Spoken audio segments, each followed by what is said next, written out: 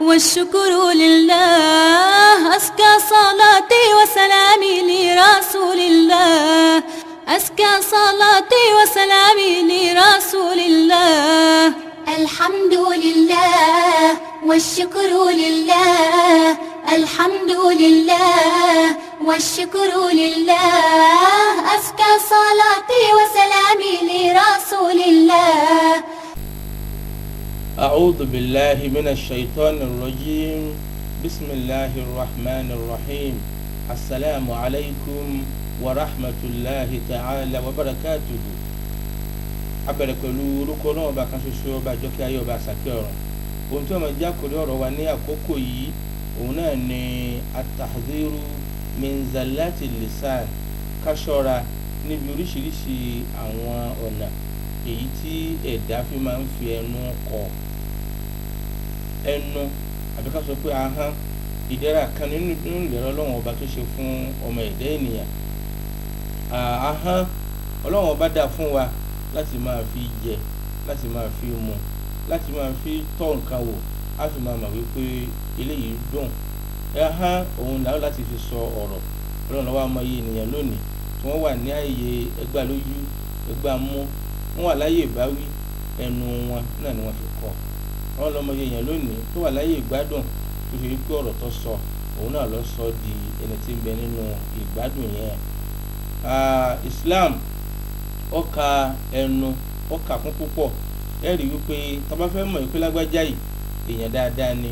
ó mọ̀rọ̀ sọ, ó ní làákàyè láti ibi ọ̀rọ̀ ẹ̀ láti mọ̀, ẹnu náà ló fi sọ, ahọ́n náà ló fi sọ. Islam ó fẹ́ kí mùsùlùmí kọ̀ọ̀kan kó máa mọ̀ wípé ọlọ́run ọba òun rí òun ní gbogbo ibi tí òun bá wà, kó nǹkan ọlọ́run ọba òun ìmọ̀ rẹ̀ kárí gbogbo àyè yòówù lè jẹ́. ọlọ́run ọba ní àyè tó wà ní orí àlàáràṣe tó gún wà sí, ṣùgbọ́n ìmọ̀ rẹ̀ ó káàkiri gbogbo àyè pátápátá. torí ìdí eléyìí kí á mọ̀ wípé ọlọ́run ọba ó fẹ́ kí a ṣọ́ra ká má lo ahọ́n wa ní ìlòkulò. ọ̀pọ̀lọpọ̀ èèyàn lónìí wọn a máa lo ahọ́n wọn lèlè gíba, wọn a fi máa dẹ́gàn, wọn a fi máa sọ̀rọ̀ ẹni ẹlẹ́ni lẹ́yìn,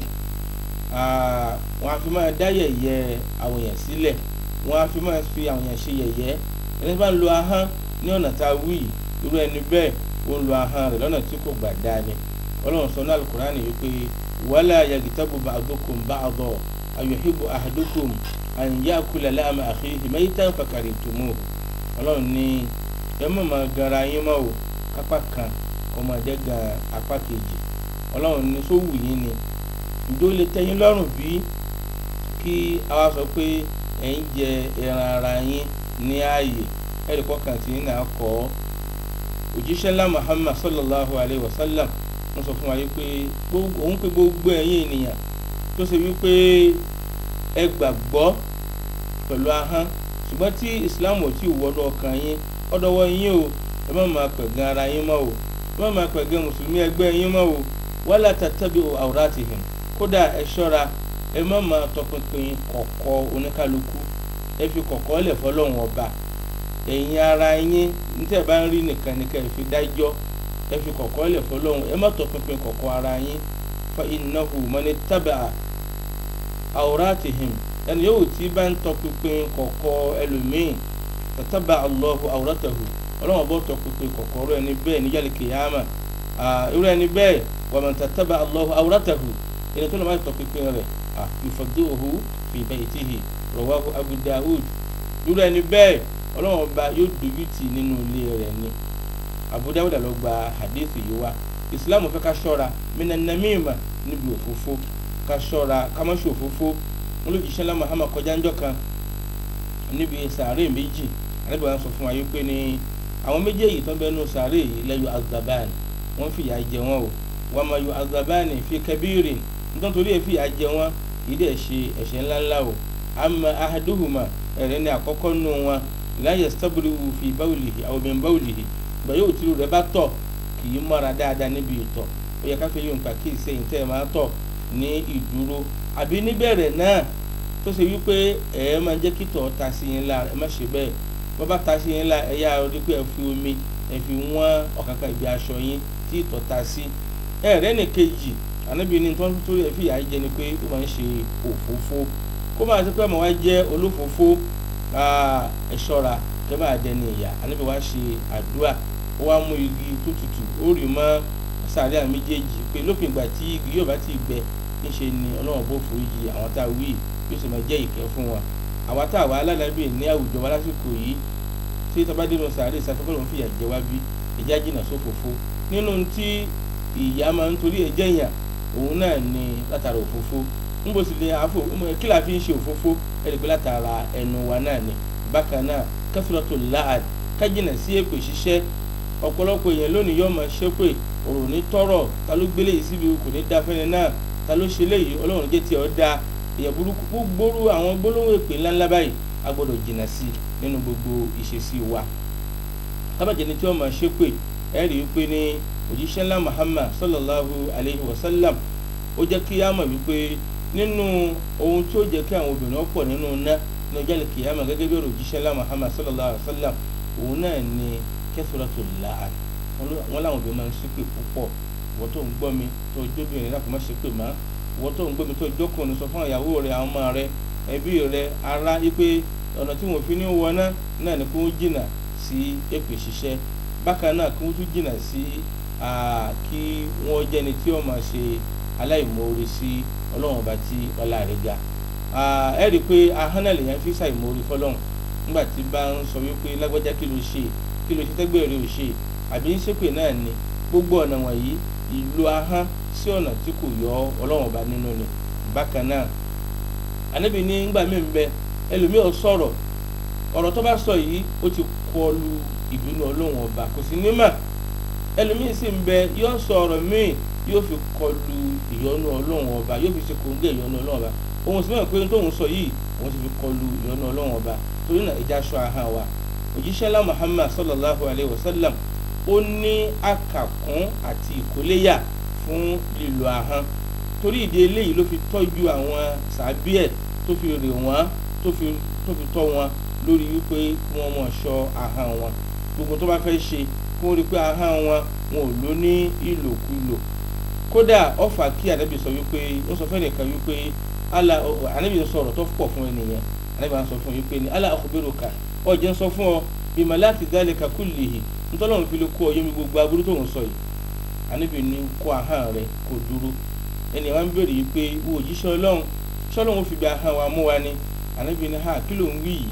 ọmọ wípé ní ọlọ́run ò ní torí nǹkan míì mú yẹn jáde kìyàmọ̀ bí kì bá ṣe látara ahọ́n èyí tí èèyàn bá lò ní ìlòkulò. ká ṣọ́ra min kẹfìrọ́tìrì fudul fún ọ̀pọ̀lọpọ̀ ọ̀rọ̀kọ̀rọ̀ ọ̀rọ̀ sọkúsọ nítorí pé aráyè àwọn wa sọ̀rọ̀ kutukutu àròyé ẹlẹ́jọ́ wẹ́wẹ́ ọ̀hún ó máa ń ba iṣẹ́ ẹni jẹ́ ni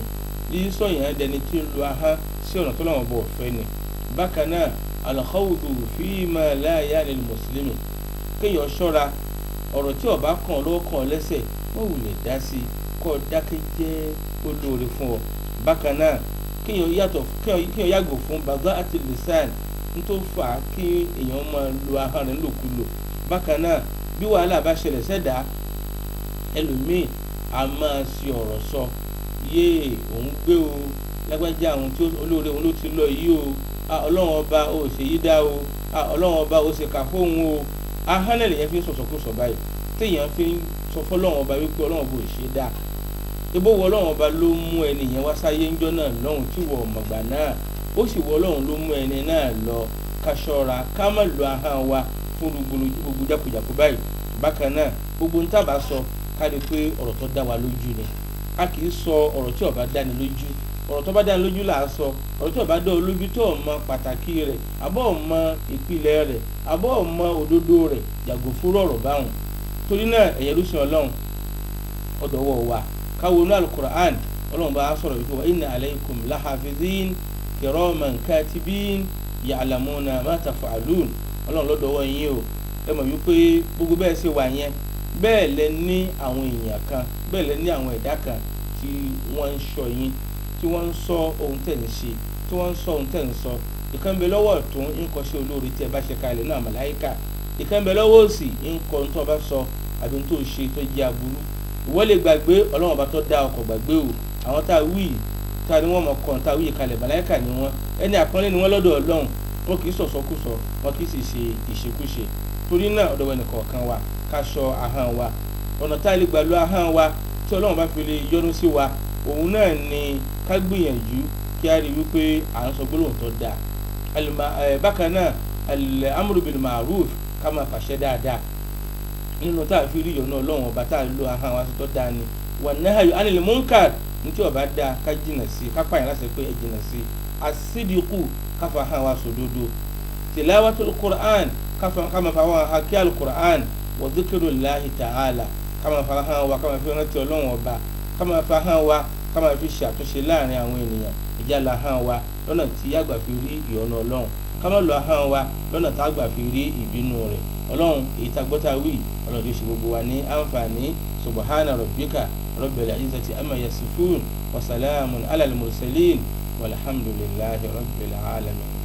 الحمد لله والشكر لله أزكى صلاتي وسلامي لرسول الله أزكى صلاتي وسلامي لرسول الله الحمد لله والشكر لله الحمد لله والشكر لله أزكى صلاتي وسلامي لرسول الله أزكى صلاتي